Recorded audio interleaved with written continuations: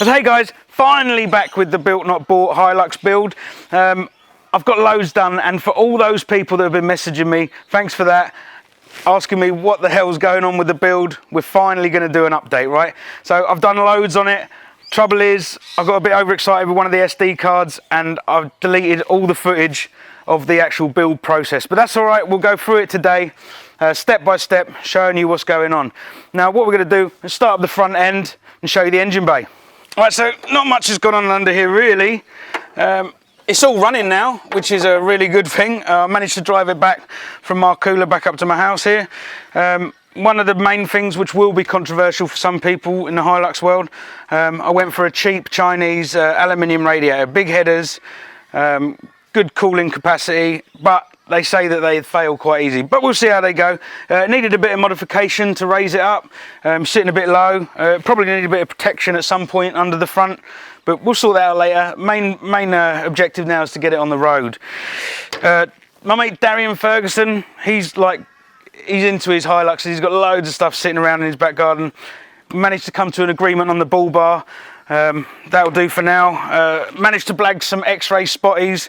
They'll do. I'm not a great fan of HIDs, but again, they'll do for now. Get us on the road, get us out there. Up the front here, that's pretty much it.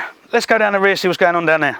Right up the back end, we've got this tray that I've fabbed up. Now this is going to be my daily driver. I wanted a nice long tray so I can get toolboxes on it and still fit some bits up the rear.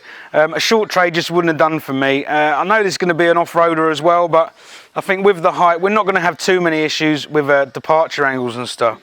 It's a really simple tray that I fabbed up, and we used the frame from the original tray from the farm truck days. This is probably the most expensive part of the whole build. I wanted to be a bit different with the tray, and now this is Australian spotted gum, and this has all been oiled. I suppose it seems a bit of a shame that I'm just going to load some toolboxes on here, but it still looks fantastic nonetheless. What we've got here is an old roll bar off a late Hilux, an SR5 I think. It was too wide and far too long, so I cut it down. It still needs some work. There's some rust coming through already on the paint. I need to scurf that all back and treat it. But that's come up really good. Just need to bolt that down or maybe weld it down. Now there's still loads of work to go on with the tray. We've got our load bars. We're going to have some wheel arches, but that will be coming up in the next few weeks. Hopefully not months. But also around the back we've got these lucidity lights. Now they're awesome. I've had them since the beginning of the build. I saw them online, just had to have them. They're like a halo type of park light. Brakes, indicators, just do everything you want, and they look pretty cool as well. Other than that, that's pretty much it for the rear end. We've got a bit going on inside, so let me take you in there.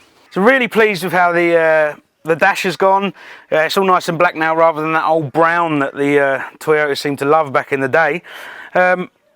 What I'm going to be doing, we got this stuff. This is what we used on John's truck, Milo 2. I'm going to be lining the floors with this just to give a bit of sound deadening, and then I might even use a bit of that TrueFit stuff in the future, but for now that'll do. Still got stereo, UHF to go in there. Need to sort out the heated control panel was just disintegrated, so I'm going to have to do something with that. One of the big things was Darian Ferguson again had a bench seat or a seat and a half in his back garden. Now I don't want buckets. I want to be able to take the kids out in it, maybe sometimes up the beach or whatever. This is ideal because it's plated for 3 seats. You have to have the 3 seats in it. We've had to get aftermarket seat belts. This side, they were just too far gone, the old ones. We've got the lap belt. You know, I've still got things to bolt down here. The gaiters and things like that, but it's really coming on well. One thing I will say is I got this Momo steering wheel off at eBay. It's far too small. You don't have enough turning angle on it. I'm gonna have to sort that out, but other than that, pretty happy with what's going on inside. One more thing I've got to show you. Now I had to get the battery out from under the bonnet. Right, so there was this lovely little bit of space under the tray, ideal for a battery, right? I love the fact that you can get the batteries out from under the bonnet, get them in the centre of the vehicle, nice and central loading. We actually used a battery tray out of a 105 series Land Cruiser, the auxiliary battery on the right-hand side.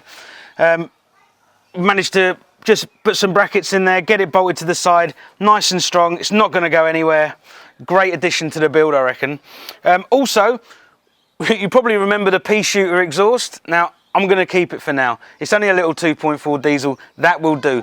When I turbocharge it, I'm going to have to get a custom exhaust done. That's when we'll upgrade that. But for now, perfect. Let's get on the road. Do you know what I mean?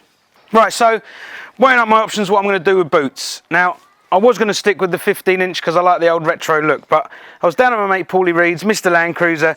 We're just doing a BJ40 resto down there.